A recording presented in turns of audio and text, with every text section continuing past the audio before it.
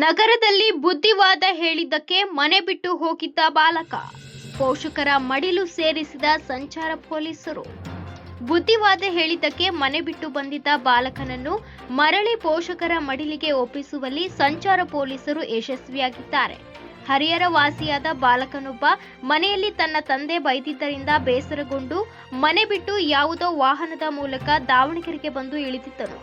ನಗರದ ಹಳೆ ಪಿಬಿ ರಸ್ತೆಯ ಜಿಎಂಐಟಿ ಸಮೀಪ ಕರ್ತವ್ಯದಲ್ಲಿದ್ದ ಉತ್ತರ ಸಂಚಾರ ಠಾಣೆಯ ಎಎಸ್ಐ ಹೊನ್ನೂರು ಸಬ್ ಹಾಗೂ ಸಿಬ್ಬಂದಿ ಇದನ್ನ ಗಮನಿಸಿ ಬಾಲಕನನ್ನು ಕರೆದು ಮಾತನಾಡಿಸಿ ವಿಚಾರಿಸಿದಾಗ ತಂದೆ ಬೈದಿದ್ದರಿಂದ ಬೇಸರಗೊಂಡು ಮನೆ ಬಿಟ್ಟು ಬಂದಿರುವುದಾಗಿ ಹೇಳಿದ್ದಾನೆ. ಬಾಲಕ ನೀಡಿದ ಮಾಹಿತಿ ಆಧರಿಸಿ ಬಾಲಕರನ್ನು ಪತ್ತೆ ಮಾಡಿ ಪೊಲೀಸ್ ಕಂಟ್ರೋಲ್ ರೂಮ್ಗೆ ತಿಳಿಸಲಾಯಿತು.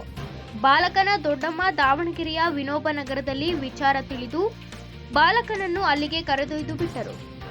ಬಾಲಕನ ಪಾಲಕರನ್ನು ದಾವಣಗೆರೆಗೆ ಕರೆಸಿಕೊಂಡು ಉತ್ತಮ ರೀತಿಯಲ್ಲಿ ಮಕ್ಕಳಿಗೆ ತಿಳಿ ಹೇಳುವಂತೆ ಮನವರಿಕೆ ಮಾಡಿಕೊಡಲಾಯಿತು ಎಂದು ಜಿಲ್ಲಾ ಪೊಲೀಸ್ ಇಲಾಖೆ ದಾವಣಗೆರೆ ನಗರದಲ್ಲಿ ಭಾನುವಾರ ಸಂಜೆ 6 ಗಂಟೆಗೆ ಪ್ರಕಟಣೆ ಮೂಲಕ ತಿಳಿಸಿದೆ.